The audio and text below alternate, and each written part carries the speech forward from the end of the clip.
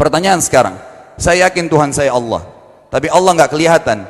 Ada alasan tidak kenapa Allah nggak kelihatan? Ada alasannya. Anda tanamkan baik-baik, ini masalah akidah yang paling penting. Kata Nabi, atau disebutkan dalam banyak riwayat, bahwasanya nabi-nabi pun belum pernah ada nabi yang lihat Allah, termasuk Nabi Muhammad SAW. Kita ambil dalilnya dalam hadis Bukhari. Waktu Nabi SAW pulang dari Isra Mi'raj, jemaah sekalian, Aisyah bertanya radhiyallahu anha, berkata, istri beliau, ya Rasulullah, hal tara rabbak? Apakah anda waktu Mi'raj ke langit, terima perintah salat, sempat lihat Tuhan anda enggak? Lihat enggak Allah itu bagaimana? Apa jawaban Nabi SAW? Nurun ala nur anna arah. Allah itu cahaya, di atas cahaya, terang sekali. Bagaimana saya bisa melihatnya? Artinya Nabi SAW mengatakan, saya sendiri belum pernah lihat bagaimana itu Allah. Contoh sebelumnya Nabi Musa alaihissalam. Nabi Musa waktu menerima wahyu Taurat itu selama 40 hari turun Taurat lengkap. Al-Quran 23 tahun baru lengkap. Kalau Taurat 40 hari nunggu di gunung Tursina. Tursina sebuah wilayah di Mesir sekarang. Itu banyak gunung-gunung batu, ada satu gunung batu yang tinggi, Nabi Musa nunggu di situ. Setiap hari Jibril datang turunin surah, turunin ayat gitu. Setelah berlalu 37 hari dari 40 hari menunggu Taurat turun, Nabi Musa alaihissalam tiba-tiba bertanya kepada Allah, mengatakan begini dalam Al-Quran, A'udzu billahi minasyaitonir rajim, Rabbi arini anzur ilaik. Wahai Tuhanku, izinkan aku melihatmu. Aku beriman kau ada ya Allah, tapi aku ingin lihat kau bagaimana. Allah menjawab, tidak mau mengecewakan Nabi Musa. Sebagai manusia Allah mengatakan, lan tarani. Perlu anda tahu dalam bahasa Arab jemaah sekalian ada 3 kosakata la, tidak yang berarti tidak. Ada la biasa artinya tidak, ada lam dengan mim, lam artinya tidak pernah, ada lam dengan nun, lan artinya tidak akan pernah. Allah mengatakan apa? Lan tarani, kau tidak akan mampu melihatku hai Musa. Tapi Allah nggak mau kecewain Musa. Ternyata Musa selama 37 hari jemaah sekalian kagum-kagum melihat gunung-gunung batu di situ. Pergantian siang malam, burung-burung yang terbang, air yang mengalir di lereng-lereng gunung. Lalu dia mengatakan, Allah mengatakan apa? Walakin unzur ilal jabal fa in istaqarra makanahu fasawfa tarani. Coba kamu lihat gunung-gunung batu di sekitarmu hai Musa. Kalau mereka bisa menampung kedatanganku, kata Allah, kau akan bisa melihatku. Apa yang terjadi? Allah lanjutkan, falamma tajalla rabbuhu lil jabal. Waktu Allah baru niat mau datang, belum datang, ja'alahu dakka. Semua gunung batu itu hancur lebur, tidak mampu menampung kedatangan Allah. Wa kharra Musa sa'iqa. Lalu Musa pingsan tiba-tiba. Waktu Nabi Musa bangun, langsung ucapkan kalimat, amantu billah. Saya beriman pada Allah.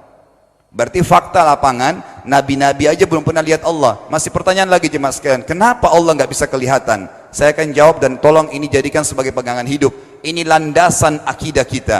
Kata para ulama, karena anda kalau sholat, anda mengucapkan satu kalimat yang merupakan jawabannya. Allahu Akbar. Allah Maha Besar. Akbar adalah siga mubalaghah dalam Islam. Sesuatu yang melampaui batas, Maha Besar. Kita terangkan. Kata Nabi SAW, perumpamaan bumi yang kalian tinggali ini dibanding dengan langit pertama di atas kepala kalian ada 7 lapis langit. Allah mengatakan sab'an shidada, 7 lapis langit yang kokoh. Alladzi khalaqa sab'a samawatin tibaqa, yang menciptakan langit tibaqa bersusun 1, 2, 3, 4, 5, 6, 7. Allah di atas langit ke-7. Kata Nabi SAW, perumpamaan bumi yang kalian tinggalin dibanding dengan langit pertama di atas kepala kalian, ibaratnya seperti cincin yang dibuang di padang pasir. Jadi kita tidak akan pernah bisa melihat ujungnya langit karena kita sangat kecil, dan ini terbukti secara fakta. Apakah anda sudah tahu bahwasanya miliaran bintang-bintang yang ada di atas kepala anda yang jaraknya sekian miliar tahun dari bumi dan sekian miliar tahun lebih besar daripada bumi, sekian miliar kali lebih besar daripada bumi, itu semua berada di bawah langit pertama. Manusia tidak akan pernah bisa memegang langit ini dengan telapak tangannya, karena dari sini saja ke Pluto jaraknya 270 tahun. Nggak bakal bisa ada astronot dikirim kena mati di tengah jalan. Jaraknya jauh sekali bintang-bintang, dan semua berada di bawah langit pertama. Kata Nabi SAW, di atasnya ada langit kedua besarnya, digabung antara bumi sama langit pertama seperti cincin dibuang di padang pasir. Langit ketiga, 2, 1 dan bumi digabung tiga-tiganya, di mana langit ketiga seperti cincin dibuang di padang pasir, sampai langit ke-7, 5, 6, 4, 3, 2, 1 dan bumi 7 digabung, dibanding langit ke-7 seperti cincin dibuang di padang pasir. Dan langit yang luas ini jemaah sekalian dipenuhi dengan makhluk Allah yang lain namanya malaikat. Dalam hadis Bukhari kata Nabi SAW, waktu saya sedang dimi'rajkan ke langit, tidak ada 4 jari pun ukuran di langit yang luas itu, kecuali saya temukan malaikat yang sedang ruku atau sujud, penuh dengan jumlah mereka. Anda tahu malaikat itu ada namanya nama kelompok, seperti Rakib, Atid itu kelompok. Di bawah Rakib banyak miliaran malaikat, di bawah Atid miliaran malaikat. Sama dengan Munkar Nakir, ada memang nama kelompok. Makanya kalau manusia 5 miliar, rakib atidnya 10 miliar. Rakib atidnya 10 miliar.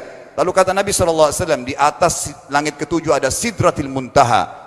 Besarnya digabung antara 7 lapis langit dan bumi. 8 hanya seperti cincin di bawah di padang pasir. Di atas Sidratil Muntaha ada sebuah lautan yang Allah ciptakan. Lautan itu besarnya digabung antara Sidratil Muntaha, 7 lapis langit dan bumi. 9 9-nya seperti cincin dibuang di padang pasir. Makanya kalau anda baca Quran, anda baca ayat wa kana arsyu 'alal ma', singgasana Allah di atas air. Ini maknanya, air adalah ada lautan. Lalu kata Nabi SAW, arsy-nya Allah di atas lautan itu singgasananya Allah. Besarnya digabung antara lautan, Sidratul Muntaha, 7 lapis langit dan bumi. 10-10-nya hanya seperti cincin dibuang di padang pasir. Anda sudah hafal ayat kursi? Apa artinya? Ayat tanda-tanda kebesaran Allah. Kursi itu artinya bukan tempat duduk, tapi tempat pijakan kaki raja di singgasana. Kalau raja ingin naik singgasananya di pijakan kaki, itu namanya kursi. Kita baca apa? Wasi'a kursiyuhu as-samawati wal ard. Pijakan kakinya Allah saja sudah menutupi seluruh langit dan bumi ini. Jadi kita mustahil bisa melihat Allah karena besarnya Allah Azza wa Jal. Tinggal kita tutup jemaah sekalian. Kira-kira, lalu bagaimana saya berhubungan dengan Allah? Jawabannya sederhana. Anda lingkari namanya Allah, ini Tuhan kita. Yang menyembah selain Allah kafir, yang mempartisipasikan Allah dengan makhluknya, masih sembah berhala, kuburan, jimat, namanya syirik. Dua-dua nggak boleh. Untuk berhubungan dengan Allah yang tidak kelihatan dengan mata kita ini, tapi kita bisa rasakan keberadaannya, cuman satu cara. Di bawahnya lingkarin ibadah, sholat, puasa, zakat, haji, takziah, ziarah kubur. Semua ini adalah rangkaian ibadah untuk berhubungan dengan Allah. Semua ibadah ini jemaah sekalian harus seperti yang Allah mau, bukan yang anda mau. Ini penting. Karena kalau tidak seperti yang Allah mau, Allah tidak terima. Bagaimana caranya supaya bisa seperti yang Allah mau? Ikuti buku pedomannya. Ada Al-Quran, ada Sunnah. Yang beribadah keluar dari 2 pedoman wahyu ini tidak akan diterima oleh Allah. Seperti anda kalau kerja di perusahaan, pimpinan perusahaan kasih peraturan, Senin pakai baju kuning, Selasa baju hijau, Rabu pakai baju hitam. Datang jam 7, keluar jam 5 sore. Ternyata anda tidak. Hari Senin anda pakai baju yang hari Rabu, datangnya jam 9, keluar jam 2 siang, dikeluarkan oleh pimpinan atasannya. Itu baru peraturan manusia. Bagaimana dengan peraturan Allah Azza wa Jal?